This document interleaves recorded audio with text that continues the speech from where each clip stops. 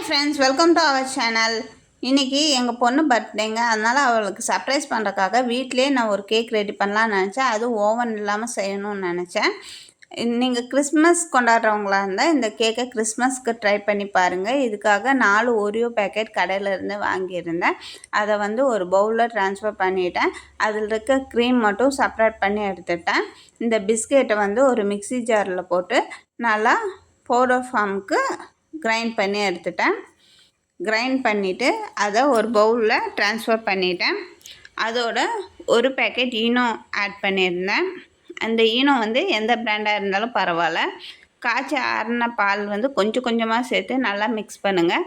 அதோட powder sugar போட்டு நல்லா மிக்ஸ் பண்ணுங்கள். ஒரு திக் பேட்டர் வர வரைக்கும் மிக்ஸ் பண்ணிவிட்டு ஸ்டவ் ஆன் பண்ணி ஒரு குக்கர் வச்சு ப்ரீ ஹீட் பண்ணிவிட்டு அதோட சால்ட் ஆட் பண்ணி ஒரு ஸ்டாண்ட் அதில் ப்ளேஸ் பண்ணிவிட்டு, எங்கிட்ட கேக் டின்னெல்லாம் இல்லை, அதனால் ஒரு பவுலில் பட்டர் அப்ளை பண்ணி ஒரு பட்டர் ஷீட் போட்டு இந்த பேட்டர் அதில் சேர்த்துட்டு குக்கரில் அதை டின்னை ப்ளேஸ் பண்ணியாச்சு.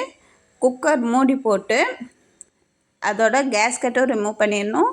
விசிலும் எடுத்துகிட்டு க்ளோஸ் பண்ணிவிட்டு சிம்மில் ஒரு 30 மினிட்ஸ் வச்சு எடுத்து ஓப்பன் பண்ணி பார்த்திங்கன்னா நம்ம கேக் ரெடி. இந்த கேக் நல்லா சாஃப்டாக இருந்துச்சுங்க. அது 3 லேயராக கட் பண்ணிவிட்டு அந்த க்ரீம்கோசரம் அந்த க்ரீம் ஹாட் வாட்டரில் வச்சு பால் மிக்ஸ் பண்ணி நல்லா மெல்ட் பண்ணி எடுத்துட்டேங்க. ஒவ்வொரு லேயரும் மேலேயும் இந்த க்ரீம் அப்ளை பண்ணியாச்சு. இதே மாதிரி கடைசி லேயருக்கு டைரி மில்க் ஹாட் வாட்டரில் வச்சு மெல்ட் பண்ணி அது மேலே ஸ்ப்ரெட் பண்ணியாச்சு. உங்களுக்கு பிடிச்ச மாதிரி நீங்கள் கேக் டெக்கரேட் பண்ணிக்கோங்க. ஃபைனலாக நம்ம கேக் ரெடி ஆயிடுச்சு. இது உங்கள் வீட்டில் இருக்க குட்டீஸ்க்கு ரொம்ப பிடிக்கும். இதே மாதிரி நீங்கள் செஞ்சு கொடுங்க. இந்த கேக் யாருக்கெல்லாம் பிடிக்கும்னு கமெண்ட் பண்ணுங்கள், லைக் பண்ணுங்கள், சப்ஸ்கிரைப் பண்ணுங்கள் மறந்துடாமல்.